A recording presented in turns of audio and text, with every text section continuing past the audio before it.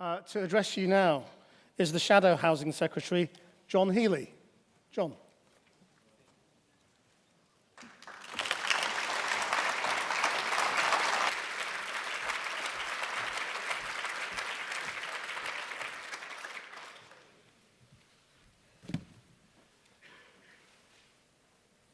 I was going to say thanks, Christian, for that introduction and welcome, but thank you anyway. So, I'm John Healey, and I lead for Labour nationally on housing. Big thank you to the Federation for the invitation and the welcome too. I'm really pleased to join this National Housing Summit. Really in many ways to celebrate the very best of the housing sector, your social commitment and your enterprising ethos. And also for me today to offer a few thoughts from Labour to your debates during this summit. But before I get on to do that, I must mention David Orr. As this is his last conference as figurehead of the Federation. I think it's fair to say, David, you've been at every milestone for the housing sector in the last 13 years.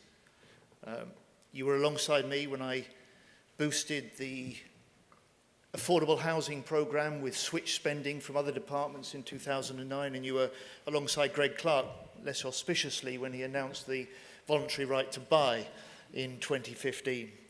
And you and the Fed have really been a decisive influence on all major national housing policy decisions over those 13 years.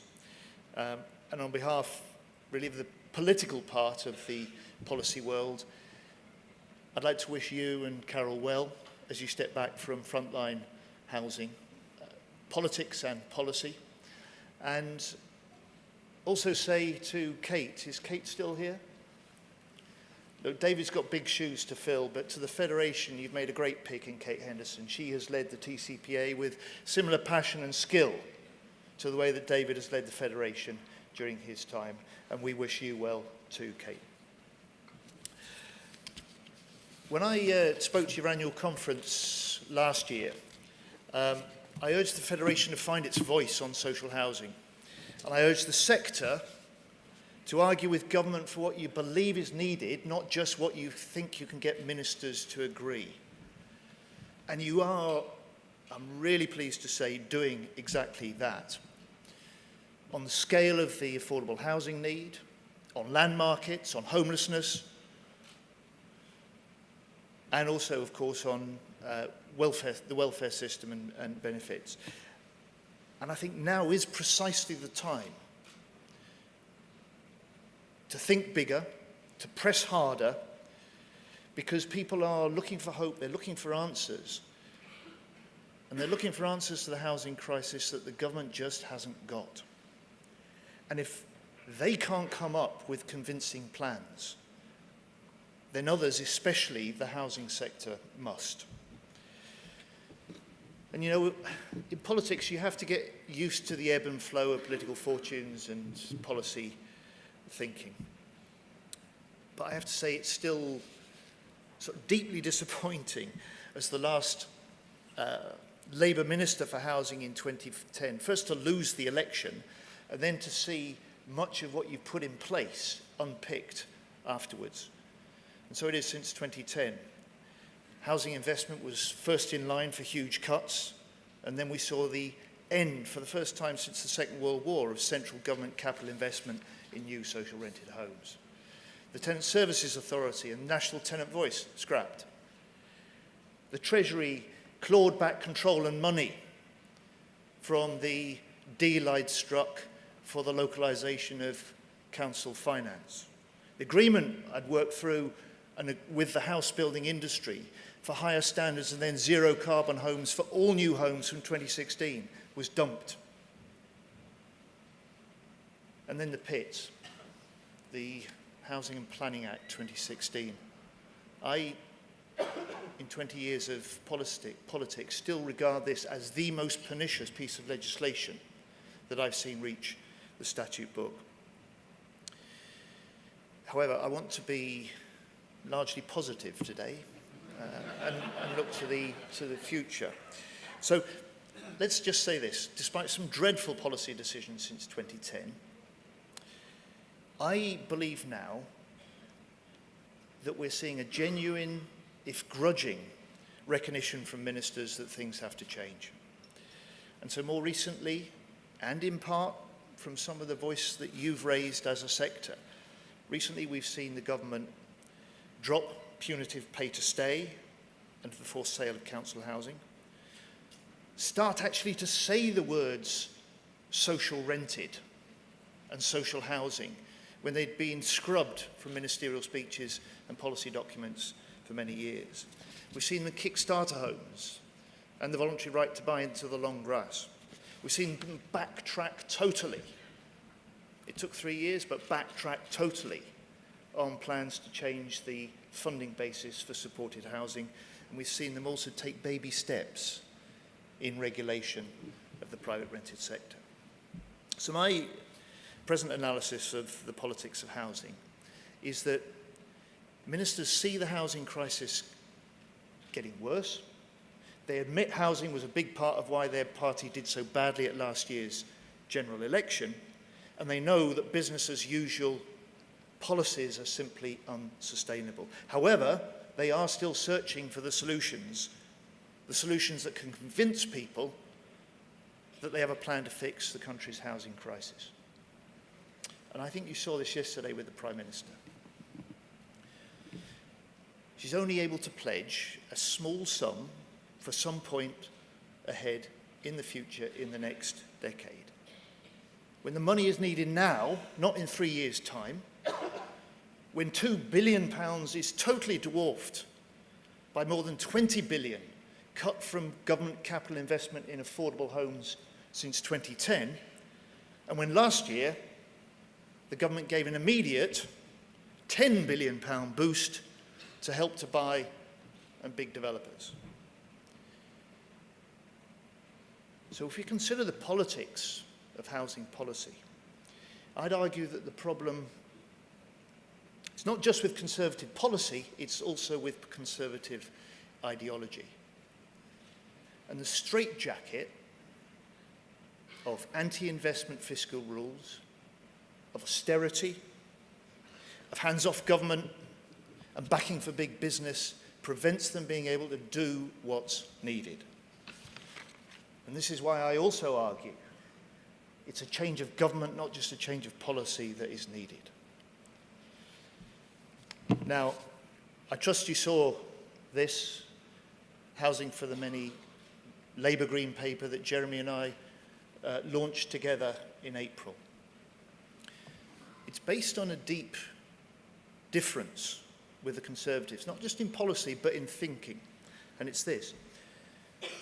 Ministers talk about big total house building targets. But simply building more market-priced homes will not help many of the people faced with the cost of housing crisis in anything but the long term. Because you can only influence prices at the margins and in the long term. Newly built homes add just 1% to the total housing stock. They're less than 10% of the sales in the housing market each year. So simply put, we have to build more affordable homes if we want homes to be more affordable. And so Housing for the Many is Labour's lodestar, a 10-year plan with action from day one. 1 million new, genuinely affordable homes built over a decade. So we will build affordable homes at a rate we've not seen since the 1970s, including a council house building programme that's bigger than at any time for 30 years. And we'll hardwire affordability throughout the system, from housing targets to investment priorities to planning rules. And because the very term affordable has been so misused by ministers that it's mistrusted by the public, we'll do away with the current bogus definition that in some areas can be affordable rents up to £100 a month, and we will replace it with a new labour definition linked to average local incomes and not to the market. We'll build for those who most need it, including the very poorest and the most vulnerable, with a big boost to new social rented homes at the heart of the programme. But we're also clear that we'll build new low-cost homes both to rent and to buy for those in work, on ordinary incomes, priced out of the housing market and being failed by housing policy. This is what I've called for almost 10 years when I first raised it at Cabinet in 2009. It's what I call the just coping class in Britain today, who do the jobs we all rely on. The IT workers, the delivery drivers, the joiners, the warehouse managers, the lab technicians, the nurses, the teaching assistants, the supervisory staff, the shop staff. These are the backbone of our economy. They're the heart of our public services. And this is the same Labour aspiration that led Aneurin Bevan to speak of the living tapestry of mixed communities as he led that big post-war house-building programme in the 1940s and early 50s. This is what we mean when we talk about affordable housing for the many. Now, we know we will start at a rock-bottom base. The number of new social rented homes built last year fell to the lowest level on record. The number of new low-cost homes to buy has halved since 2010. And over the last 5 years, 150,000 social rented homes have been lost. And we also know there's no quick fix, which is why housing for the many and these plans will be part of Labour's longer-term plan for housing, sustained across the economic and political cycles. So big policy, financing, planning, legal changes are going to be required to establish a system which is fit and firing on all cylinders to deliver these aims. So we will transform the planning system with a new duty to deliver, not just plan for affordable homes, an end to developers dodging their obligations to contribute affordable housing, and a new English sovereign land trust to make more land available more cheaply. We'll reset capital spending to £4 billion in our first year, the same level as it was in Labour's last year in government. But as you know better than anyone, financing new affordable homes is not just about government capital money. So in our Green Paper, we also set out how Labour will get much more from commercial developers, increase the incentives in the system, and boost the capacity of housing associations and councils to finance new housing for themselves. And our determination has been redoubled by the terrible Grenfell Tower fire.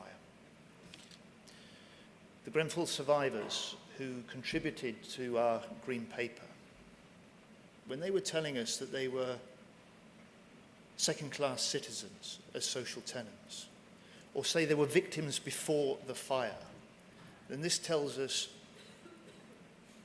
that root and branch change is required. So we will make safe homes for all the very highest priority, with sprinklers fitted in high-rise blocks and fire safety the first standard in a new Decent Homes 2 programme. We'll give new rights to affordable housing residents, including tenants on boards, a new National Tenants Commissioner, new transparency standards, more security, a vote on big regeneration and development schemes.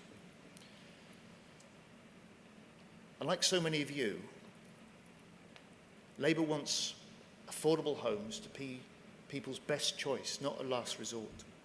And so we will build more and we will build better, as public and social housing has generally been, with the highest standards of tech, design, energy efficiency.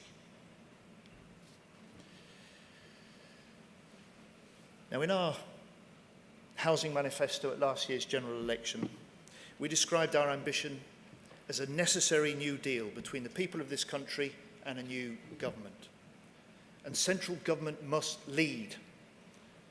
It must lead a new housing mission which demands, however, more of all, from commercial house builders to co-ops, from landlords to lenders, from councils to tenants, and of course, from housing associations.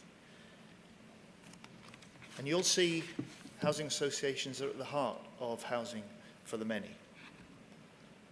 We say, amongst today's housing associations are some of the best examples of ambitious, developing landlords with social purpose at their core. So we want to protect this special social mission of housing associations, which has been put under pressure since 2010 by government policy. But we also want to get all housing associations building more homes, including small and medium-sized associations who've been telling us that they need more backing from government to do so. So I'm pleased today that I can set out a response to their challenge. The huge majority of housing associations have fewer than 10,000 homes. Yet together last year they only built 9,000 new homes. Most built none at all. So the next Labour government will set up a new fund to help smaller housing associations with a £200 million a year earmarked grant and part of at least £4 billion of guarantees to lower the cost of borrowing, plus help to access land for development. We want to support small and medium-sized housing associations to double their output. Now, there is no area with no need for more affordable homes. There is no housing association with no need or no waiting list. So just as I've said, I want every council every year to be building Labour's new affordable homes, our aim is to see housing associations able to do the same. A big part of a new national mission to meet this country's housing crisis. Thank you.